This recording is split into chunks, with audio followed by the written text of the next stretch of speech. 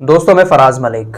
श्रीलंका के अंदर प्रदर्शनकारियों को सड़क पर देखते ही गोली मारने के आदेश जारी कर दिए गए हैं। कल ही मैंने आपको बता दिया था कि वहां के जो प्रधानमंत्री हैं वो भी अपनी फैमिली के साथ घर छोड़कर भाग गए हैं।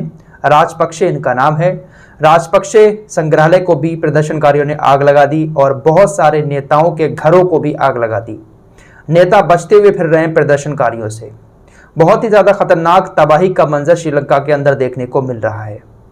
मैंने आपको कल एक बात बताई थी कि ये जो तबाही का मंजर इस वक्त देखने को मिल रहा है, इसमें कहीं ना कहीं वहाँ का राष्ट्रपति, वहाँ का प्रधानमंत्री जिम्मेदार है, क्योंकि इन लोगों ने श्रीलंका के अंदर इस तरीके का सांप्रदायिक तनाव पैदा कर दिया था, ऐसा जहर घोल दिया था धर्म का, नफरत का, कि जिसके चलते हुए लोग सारे असली मुद्दे भूल गए थे और सिर्फ धर्म की लड़ाइयाँ वहाँ पर लड़ रहे थे और धर्म की ही राजनीति ये दोनों भाई मिलकर श्रीलंका के अंदर कर रहे थे। आज आलम यह है कि श्रीलंका खत्म होने की कगार पर पहुंच चुका है। लेकिन कल काफी सारे लोगों के कमेंट मैंने ऐसे देखे जो लोग बात को समझना नहीं चाहते, जिनको लगता है कि ये सारी बातें मैं गलत बता रहा हूं, ऐसा श्रीलंका के अंदर कुछ नहीं था। तो आइए कुछ खबरें आपके सामने रखूंगा, जो पुरानी खबरें हैं कि श्रीलंका के अंदर किस तरीके का माहौल था, क्या क्या हुआ है श्रीलंका के अंदर, मुसलमानों को किस तरीके से वहां पर टारगेट किया गया है। 6 मई 2019 की यह खबर है।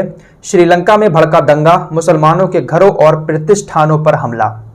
न्यूज़ 18 हिंदी की यह खबर है। वैसे मैं आपको इंग्लिश के आर्टिकल भी दिखा देता, लेकिन अपने देश की मीडिया पर आपको ज़्यादा भरोसा होगा। अगली खबर देखिए, आज तक की यह खबर है। इसमें लिखा है कि श्रीलंका में क्यों एक दूसरे के दुश्मन हो गए बौद्ध, मुस्लिम, ईसाई। सभी के बीच नफरत पैदा कर दी थी। जो अल्पसंख्यक समुदाय है वहाँ पर, खुले तौर पर कहा जाए तो मुसलमान और जो ईसाई हैं वहाँ पर, वो अल्पसंख्यक हैं, उनके खिलाफ बहुत ज़्यादा नफरत बढ़ गई थी श्रीलंका के अंदर।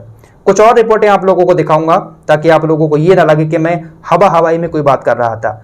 आज तबाही जो है ना, इस तबाही का जिम्मेदार यही, ये जो खबरें आपके सामने रख रहा हूँ ना, यही सारी चीज़ें तबाही की जिम्मेदार हैं। BBC की ये न्यूज़ देखिए, 16 जून 2014 की। फिर भड़के बौद्ध मुसलमान दंगे। लगातार वहां पर कुछ ऐसा होता रहा जिसके चलते हुए दंगे होते रहे। एक खबर और देखिए, श्रीलंका में FB पोस्ट से मुस्लिमों के खिलाफ भड़के दंगे, सोशल मीडिया पर लगा बैन। लगातार वहां पर सांप्रदायिक दंगे हो रहे थे।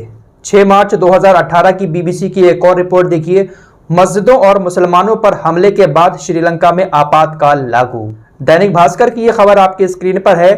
पाबंदी, श्रीलंका में सार्वजनिक जगहों पर बुर्का पहनने पर बैन, बंद रहेंगे मदरसे। श्रीलंका के अंदर बुर्के पर पाबंदी लगा दी गई थी, मदरसों पर भी पाबंदी लगा दी गई थी, और तो और हलाल चीजों पर भी वहां पर प्रतिबंध लगा दिया गया था। ये आपकी स्क्रीन पर अमर उजाला की खबर है। श्रीलंका हलाल चीजों पर प्रतिबंध की मांग। और इसके चलते हुए वहां पर जो हलाल सर्टिफाइड चीजें थी उन पर प्रतिबंध लगा भी दिया गया था।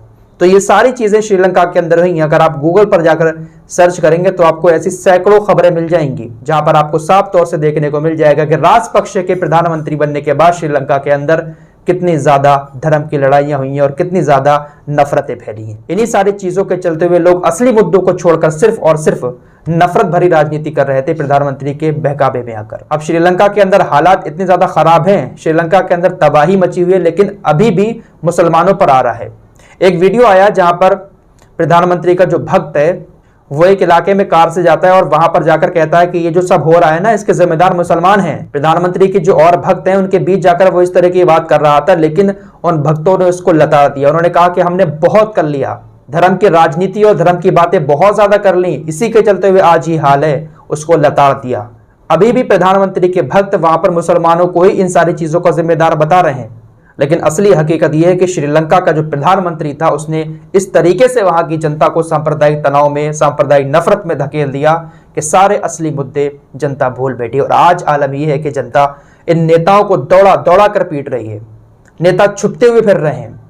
कल मैंने आपको बताया था कि 41 नेताओं के घरों को आग लगा दी। प्रधानमंत्री का जो राजपक्षे संग्रहालय था उसको आग लगा दी। पूरी फैमिली के साथ हेलीकॉप्टर से भाग निकला।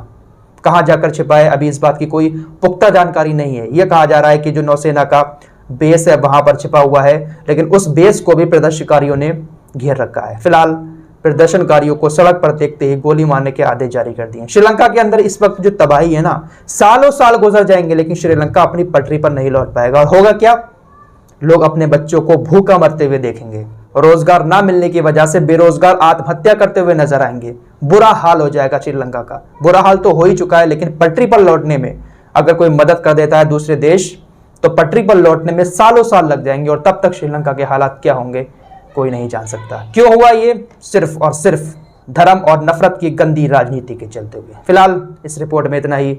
मिलते हैं एक और नई वीडियो के साथ। श्रीलंका से अगर कोई बड़ी खबर आती है तो आपके सामने लेकर हाजिर हो जाएंगे।